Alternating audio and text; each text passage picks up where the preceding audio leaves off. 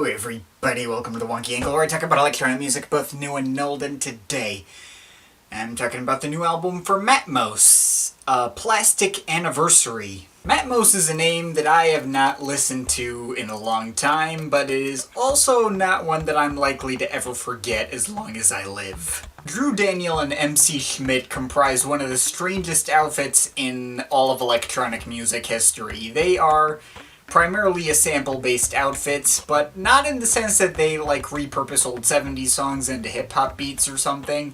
Their samples come from things you'd never think to be made into music. Like, last time I covered them, they made an album almost entirely out of sounds made from a washing machine, Ultimate Care 2. But they also made an album entirely out of sounds from random household objects. They made one centered around samples of surgery being performed. Actually, I have the CD of that one now. They once sampled the neural activity of a lobster, I think on their first album.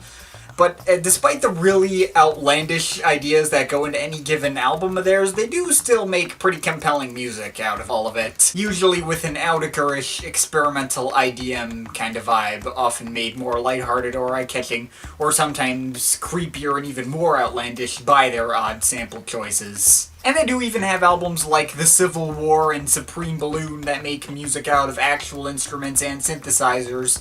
So they're not so out there to the point of unlistenability. Well, sometimes they are. I remember the track that sampled Lobster Brain to be kind of on the hyper-abrasive side, but still, these guys are ridiculously creative. That said, I will freely admit I don't actually listen to them often. As refreshing as their novelty and creativity can be, I found their previous albums to not have all that much in the way of replay value. I probably should crack them into rotation more, but I don't know, for whatever reason I just don't really feel the urge to listen to them all that often. I knew whatever they were going to do on this latest album was going to be a fun ride, and they certainly did not disappoint. Hell, if I'm being honest, Plastic Anniversary may just be my favorite album from them to date. Well, I'll admit I don't have all of their stuff super fresh in my mind, but I thought this album was really something else. I loved this thing. The theme of this album this time around obviously is plastic. They went plastic, as it were. Pretty much every sound in this album was made using something made out of plastic, from an exercise ball to synthetic fat and breast implants, to plastic Riot shields and bubble wrap, to billiard balls, to literally physically breaking vinyl records, to billiard balls, and to instruments made out of PVC pipes, to toilet brushes and Lego bricks. And as I might have inadvertently predicted in my last video on them, I don't know, water bottles or something. Can confirm plastic water bottles were sampled on the final track here. They listened. But all that aside, what makes this album the most likely candidate for favorite album of theirs to date is the fact that not only is the sample choice as outlandish and all over the place as you would expect and hope for out of these guys, it's also among their most musical. I feel like there's so many interesting musical ideas explored here and a really solid variety of moods and styles that make this a really dynamic and engaging listen. Most Matmos albums are best when you already know where the samples are from. A Chance to Cut is a Chance to Cure is best when you already know they sampled surgery. Ultimate Care 2 is best when you already know it's made from washing machine sounds. Even though it's pretty obvious. This one you can look into the sources of the samples and it's all the more interesting for it, but you don't have to in order to get the most out of the experience. Hell, you can just jump right into it not looking at the credits and you'll already have a really fun listen. Going down track by track, the mood is set by the playful and lighthearted Breaking Bread, covered in various squeaking and clattering toy sounds and a pretty fun bass line bringing it all together. As usual, they're bringing you in with their layered sound design and you can tell right away the direction they're trying to go with. Though things take a turn for the unsettling just one track later in The Crying Pill, which, while made up of similarly squeaky and varied toy sounds, takes a pretty different approach to its melodies, opting for a much more dissonant feel that sends everything right into Uncanny Valley territory. Unsettling as it may be, it was still a fun time, and it's a good sign when I felt like this was one of the least enjoyable moments on this thing. Then we move into a more toned down section with Interior with billiard balls and synthetic fat.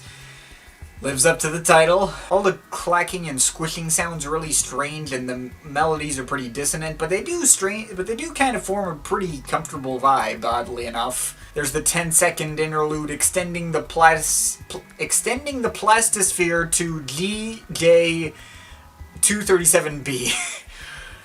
Which is basically a set of ascending synth arpeggios along with this neat xylophone-ish tone in the last 2-3 seconds that sounds really cool too. And all the sounds are edited out of a salad bowl, because of course. It's probably my least favorite track on here, if only because of its length, but it left an impression nonetheless. Silicone gel implant strangely walks the line between calming and danceable.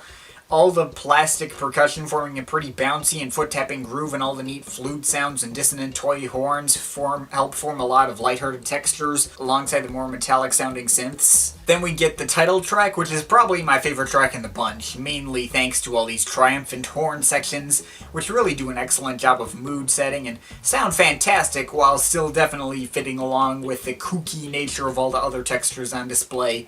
And there's a nice big sidetrack of all this tribal-ish drumming on exercise balls, with air squeezing out of something to give this kind of pumped-up, steamy feel, I guess. Oh yeah, and poker chips. Lots of poker chip sounds. But then when you got such a happy and triumphant track like the title track, it's contrasted pretty heavily with the aptly titled Thermoplastic Riot Shield, which is loud, abrasive, percussive, chaotic, maybe even robotic, and pretty much totally atonal, really going out of its way to like it's depicting some kind of horrific scene, but made just lighthearted enough by the quirky textures to be easier for me to swallow. The whole thing just ends up coming off to me like something Sophie would do, at least if it weren't made out of plastic riot shields. Fanfare for Polyethylene waste containers is another banger, with all the banging accompanied by some Ten Commandments-ish flute and horn mini ensemble, at least as close as you can get to that with plastic instruments. The singing tube is one of the more one-note ideas on here, kind of developing a groove out of strumming on something that is definitely not a guitar. I don't know what it is. It doesn't change much over the course of 2 minutes, but it like gets in and gets out quick. It certainly doesn't get stale, and the idea and the singular idea that it does present is pretty cool. Collapse of the Fourth Kingdom is delightfully insane. Aside from the horn blares near the end that just make everything sound like it's just breaking down into a heap, and probably would have scared the crap out of me if this came out when I was in 5th grade. It's mainly got like this energetic and lively party feel to it with all the whistling and banging, and it's a ton of fun. And then we finally end with Plastisphere, which seems to be a popular pick for least favorite, but I think the idea is absolutely brilliant. They're basically making a fake field recording, like clinking around Lego bricks and other various plastic materials to imitate sounds you'd find in nature. It is really freaking cool, and I could get into it just as easily as the more actually musical tracks on here. So yeah, that's the album. Obviously a lot to unpack, but everything does fit together in a pretty cohesive and natural way. Now that's not to say I didn't have my issues with it, and there is one admittedly pretty big issue I have with it. That isn't just some minor nitpick. The melodies. They're fine, they get the job done, they help set the mood, but they're very obviously secondary to the textures, and not a single one of them is likely to ever stick in my head. I mean, the fact that they're as prominent as they are is a major plus, and I definitely enjoy all of them while they're on, but they don't really go any further than that. The experience as a whole isn't one that I can exactly play back in my head to any capacity. It all kind of disappears from my brain once it's done. This is admittedly also a weakness of most Matmos albums, and it's not as bad here as it is on others of theirs. But it's a weakness all the same, and that's what it would take to push this album into like upper 8, lower 9 range. I mean, these guys are sound designers first and composers second. That's pretty much all of how they've always operated, and they can get away with it. I mean, that's how, while this album is playing, I love every second of this thing. I think this album kind of struck a similar chord with me that something like Orbital's The Altogether did. Obviously, there's pretty much nothing musically in common between the two, but just the tone and the vibe comes off kind of similar and works for me in that way. Just the absolute absurdity and mishmash of tones and the overarching kookiness bringing in together a bunch of dark ideas on the side. even if this pulls it off in a more traditionally cohesive manner. I also love this album for a lot of the same reasons that I love the Aphex Twin track Logan Rock Witch. Like, if you share my opinions on that track, you will also love this album. This may as well be Logan Rock Witch the album. Whatever the case, while I obviously have yet to see how much replay value this album will have down the line, this is the first one of theirs that I feel like I'd just be down for listening to casually. I just enjoyed the hell out of this. It's obviously really inventive and creative, that's pretty much a given for these guys, but this one really went the extra mile for me into something that's something truly great. So yes, go check it out if you haven't already, and I'm also fairly certain that proceeds for, buying the deluxe edition of this album go to some charity that helps get plastic out of the ocean, so maybe buy it too. I'm overall feeling an 8.3 out of 10. But of course, this is just my opinion. You can feel free to disagree with it, but I'd like to hear your thoughts, so leave the comments in the comment thing down there. Shout out to my Patreon supporters. There are some people you want to add yourself to that list or make me review something. Link to my Patreon is in the description, but yeah, that's pretty much it. That's all for today. See you next time.